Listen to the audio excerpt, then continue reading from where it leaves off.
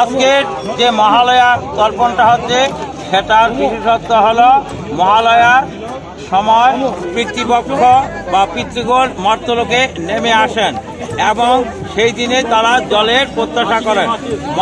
আর হিন্দু শাস্ত্রে আছে যদি তিল তর্পণ করা হয় তাহলে উত্তরসূরিদের তার পূর্ববর্ষের সুস্বাস্থ্য এবং নানা রকম আশীর্বাদ দিয়ে থাকেন। আর পৌরাণিক কাহিনী অনুসারে ভরদ্বাজ মুনি তর্পণ করাতে তার পিতা এবং সৎ পিতা দুজনেই উদ্ধার হয়েছিল। রামচন্দ্রের যখন তর্পণ করেছিলেন দশরথ তখন মুক্তি পেয়েছিল। এরকম অসংখ্য কাহিনী আছে। এই কাহিনীকে কেন্দ্র করে প্রত্যেক বছর মহালয়া অমাবস্যা দিন এই তর্পণ করা হয়। আমি মলয় পণ্ডিত সবাইকে বলছি যারাই পিতৃবিয়োগ হয়েছেন তারা অবশ্যই তর্পণ করবেন, কারণ এই একটা দিন অন্তত বৎসরে পিতৃপুরুষ আমাদের জলাকাঙ্ক্ষা হয়ে থাকে এবং এর মাধ্যমে নিজেদের বংশের নাম উজ্জ্বল হয় এবং আমরা আমাদের পূর্বপুরুষের চিহ্নিত করতে পারি। আমরা উদাহরণ যদি দেখি যে ভারতবর্ষের ভগীরথ গঙ্গানয়ন করে তার 60,000 পূর্বপুরুষ উদ্ধার করেছিল, সেটা কিন্তু জলের কাহিনী। এইভাবে জলের বিভিন্ন কাহিনীর মধ্যে থেকে আমাদের পূর্বপুরুষরা যে উদ্ধার হয় তার প্রমাণ এই তিল তর্পণ।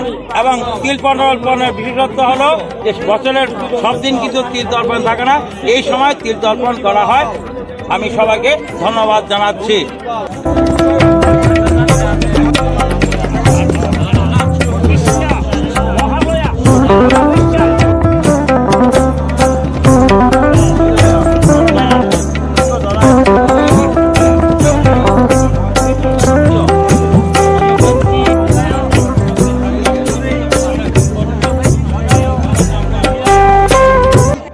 আমরা প্রতি বছরে পিতৃতর্পণের জন্য দেবী যা প্রতিবর্ষিকা একটা না মহালয়া পর্যন্ত যা পিতৃপক্ষ পূর্ববর্ষে সবাই যারা আছেন তারা নিমন্ত্রিত করে আমরা আনা হয় তাদেরকে, তাদের আশীর্বাদে সবাই এই যাতে সুখে শান্তিতে থাকে এরপরেই আমরা দেবী পক্ষান্তন আরম্ভ।